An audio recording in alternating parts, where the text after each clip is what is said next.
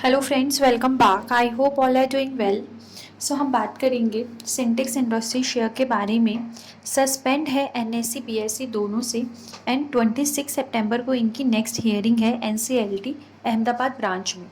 Friends, कुछ subscribers कह रहे हैं कि मैम हम सब ने मिलकर, रिटेल इन्वेस्टर्स ने मिलकर केस किया है रिलायंस पे। फ्रेंड्स, मैं आपको एक चीज़ क्लियर करना चाहूँगी। अगर आपने मेरी सिंटेक्स इंडस्ट्री की सारी वीडियोस देखी हैं तो उसमें मैंने आपको बताया था, जब भी अगर बैंक करप्सी या इंसॉल्वेंसी का केस होता है तो डिसीजन कमेटी ऑफ क्रेडिटर्स के पास होता है सारा शेयर को डीलिस्ट करने का, और उसके बाद जाता है रेजोल्यूशन प्लान एनसीएलटी के पास। तो फ्रेंड्स, अभी कमेटी ऑफ क्रेडिटर्स तो रेजोल्यूशन प्लान को अप्रूव कर चुके हैं। इस चीज़ को अप्रूव करने के लिए उन्हें किसी रिटेल इन्वेस्टर्स की किसी भी चीज़ की ज़रूरत नहीं है। इसीलिए रेजोल्यूशन प्लान को जो कमेटी ऑफ क्रेडिटर्स हैं वो अप्रूव कर चुके हैं, बिकॉज इंसॉल्वेंसी का केस हुआ है और उसके बाद डिसीजन जाता है एनसीएलटी अहमदाबाद ब्रांच में।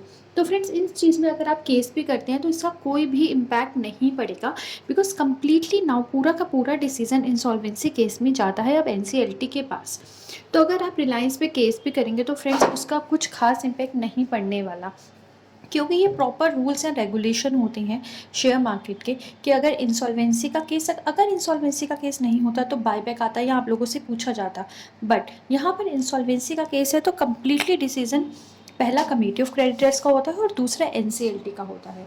तो आपको ये चीज़ क्लियर करके अपने माइंड में चलना चाहिए। इसीलिए कहते हैं कि शेयर मार्केट में इन्वेस्टमेंट थोड़ा रिस्की होता है, इसीलिए फंडामेंटल्स को चेक करना बहुत ज़रूरी है। प्रॉफिट मेकिंग कंपनी है या लॉस मेकिंग कंपनी है, ये चेक करना बहुत ज़्यादा ज़रूरी है। अब फ्रेंड्स, आप सिंपली वेट कीजिए 26 सितंबर का, और जो एनसीएलटी डिसाइड करेगी वही होगा। Thank you.